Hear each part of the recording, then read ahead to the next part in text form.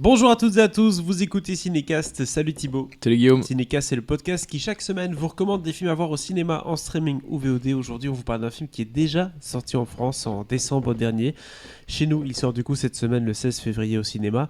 C'est un film d'animation, un film également d'aventure et dramatique également, que tu as eu l'occasion de voir au Festival de Cannes, à 3 rangées derrière le réalisateur du film. Deux rangées derrière Mamoru Hosoda. Devant du coup. Ah oui, donc t'as pu te retourner et donc quand le film s'est terminé, oui, qu'on s'est levé et qu'on a applaudi pendant un quart d'heure, j'ai vu son visage. Il a serré les mains de tous ceux qui étaient autour de lui. Il a le droit. Écoute, il fait pas ce qu'il veut. Écoute, on va lui permettre ça. On va pas reparler des règles Covid pendant le Festival de Cannes, mais en tout cas, je peux te dire que à la fin de la projection à Cannes, il a eu une très très belle et méritée standing ovation. En même temps, bon, tous les films ont des standing ovation à Cannes, mais voilà, il en a eu une très belle. Et lui était particulièrement ému, mais nous aussi. Voilà. De quoi ça parle, son dernier film Belle? Ça parle de Suzu, qui est une adolescente complexée qui vit dans une petite ville de montagne avec son père, mais elle est également dans un monde virtuel qui s'appelle You. Et Suzu... C'est le métavers. Oui, le métavers de notre ami Marc. Exactement. Voilà, elle est là et elle est belle dans ce monde-là, une icône musicale suivie par presque 5 milliards de followers, donc c'est beaucoup à peu près comme Cinécast. Belle, c'est son nom, hein, avec un B majuscule. Oui, Belle du coup. Donc c'est une double vie un peu compliquée à vivre pour la timide Suzu qui va prendre une envolée inattendue lorsque Belle rencontre la bête, une créature aussi fascinante qu'effrayante. Ouh là là, ça me dit quelque chose tout ça. Je propose qu'on se regarde un extrait de la bande-annonce. Quand ma mère est morte, j'étais inconsolable. Pourquoi maman est partie, elle m'a laissée toute seule. Tiens, on chante, tu te dégonfles ou quoi? Allez, chante! Tu sais pas chanter? Bienvenue dans le monde de You. You est la communauté virtuelle ultime. Dans la réalité, on ne peut pas changer de vie. Dans You, tout est possible. Une mélodie pour m'envoler. C'est pas possible, c'est vraiment moi. Je chante, j'ai réussi. C'est marrant de les regarder raconter n'importe quoi. C'est Belle, tu la connais? Mais c'est qui? Voilà, vous avez vu en tout cas un extrait de la bande-annonce. Qui est cette fameuse Belle? On va voir ça en regardant le film, bien entendu. Ça sonne quand même moins bien en français qu'en japonais. Hein. Ah, ça, je Pourtant, suppose je parle pas japonais. La Mais... bande-annonce en français quand même pour pouvoir suivre plus facilement à l'audio, notamment. C'est quand même un film assez actuel, quand même, tout ça. Je veux dire, c'est des sujets on ne peut plus contemporains. Ah bah oui. Ça, tu m'étonnes. Ça me rappelle un peu La Belle et la Bête. Enfin, ça me rappelle un peu. Ça te rappelle un certain un conte. C'est un conte assez classique, on va dire. Donc c'est un beau petit clash à mon avis des générations avec ce film. Oui, alors clash des générations. Non, tu comprends ce que je veux dire. N'exagérons rien, mais oui. Alors clairement, c'est une réinterprétation de La Belle et la Bête. Je pense que vous l'aviez tous déjà bien compris. Mais c'est une réinterprétation, une adaptation très moderne.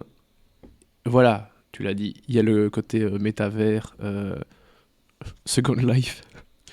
Et ça me fait toujours rire, ce truc-là. Mais oui, Second Life. Souvenons-nous de Second Life. C'était nul à l'époque. Je sais pas pourquoi Mark Zuckerberg a voulu faire la même chose. Mais les Sims en ligne, que veux-tu? Oui, les Sims en ligne. Putain, c'est vrai que ça cartonne les Sims. Hein. C'est peut-être pour ça d'ailleurs. Enfin, soit. Du coup, il y a ce côté monde virtuel, très réseaux sociaux, interconnectés, tout ce que tu veux. La personne qui a sa vie dans la vie réelle, hein, parce que ça me fait... Tu sais, c'est toujours ces gens qui tu leur demandes, tu fais quoi dans la vie? Je suis mannequin sur Instagram, je suis TikToker, enfin, d'accord, ok. Et dans la vie, tu fais quoi? Beaucoup de gens comme ça? Non, mais voilà, t'as compris le délire. Non, ça jamais.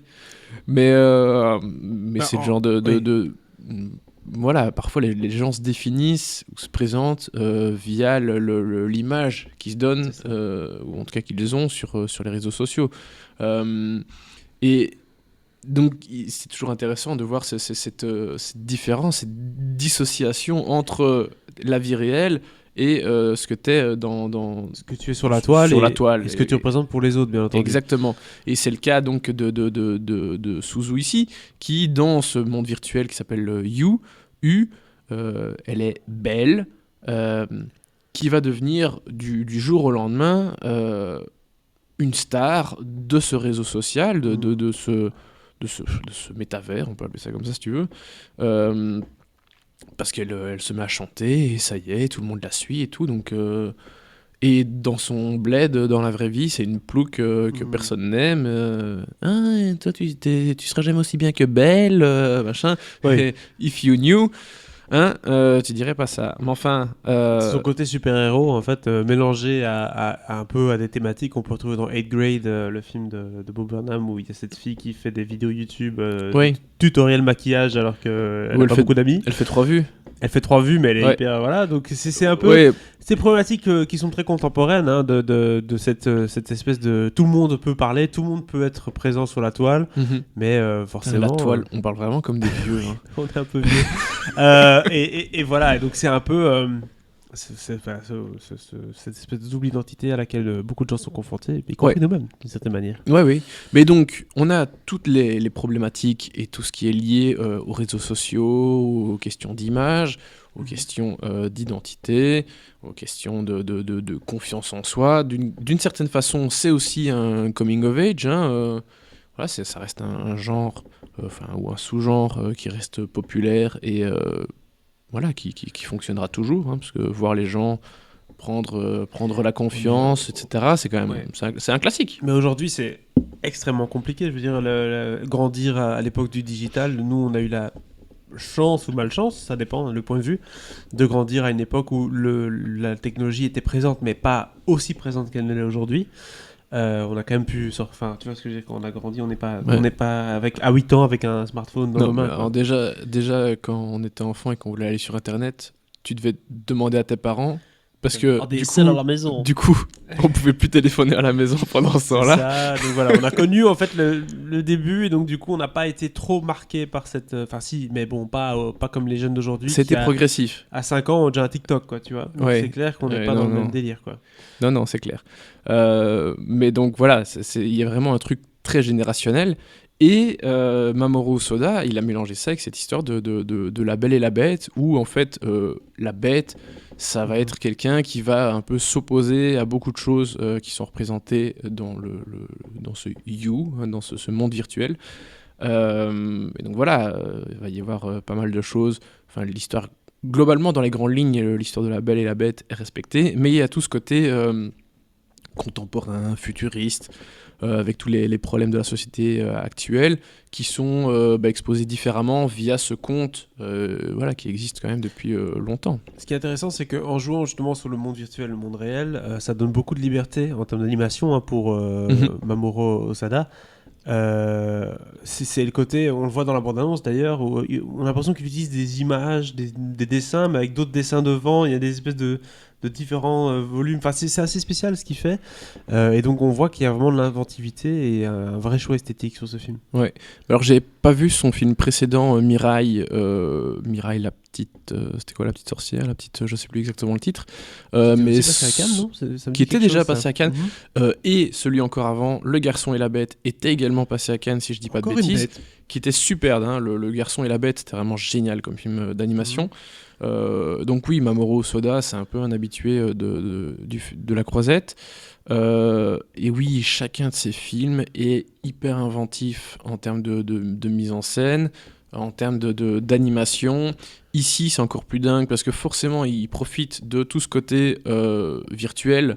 Et donc, il en met plein la gueule, niveau couleur, niveau la caméra qui tournoie et tout. Enfin, voilà, il y a plein de choses. C'est magnifique. C'est une super histoire. C'est plein d'énergie. C'est plein de folie. Il y a un certain classicisme dans le récit qui est une très bonne base pour tout le côté réinterprétation et folie, parce que voilà, ça part dans plein de directions aussi. Voilà, le côté traditionnel et contemporain qui fonctionne bien. Donc voilà, carton plein hein, pour Mamoru Hosoda avec ce Belle. Les musiques, on en parle un petit peu, parce que je suppose qu'il y a un peu de chansons quand même, alors forcément t'as pas vu la version française. Oui, je l'ai vu en japonais, forcément. Il y a beaucoup de chansons, ou bien c'est quelques chansons pour montrer un peu le personnage de Belle Je pense qu'il y a 2-3 moments chantés. En tout cas, il y en a 2 vraiment importants dans le film. La première fois où tout le monde s'arrête et... C'est un peu... Ouais, c'est ça. Et puis après, où forcément... les gens l'attendent un peu, et ils veulent qu'il y ait des happenings et qu'il y ait des trucs, et voilà. Et la troisième fois, elle va être sincère, ça va venir du cœur, c'est ça? Ouais, mais voilà. C'est un peu ça. Oui. Mais oui, dans mon souvenir, elles sont plutôt très bien. Oui, j'ai pas revu le film depuis le mois de juillet. Mais non, je garde un bon souvenir des chansons. Très bien. Combien d'étoiles on donne à ce film Belle, Thibaut? 4. 4 étoiles. Wow, Évidemment. c'est sans doute notre film de la semaine du coup. N'hésitez pas à partager votre avis sur ce film dans les commentaires. Je sais que vous êtes nombreux à l'avoir vu peut-être en France puisqu'il est sorti au mois de décembre. C'est pas le cas en Belgique, je le rappelle, il sort maintenant le 16 février. Et n'hésitez pas aussi à vous abonner au podcast sur la plateforme de votre choix si c'est pas déjà fait. À très bientôt pour de nouvelles recommandations.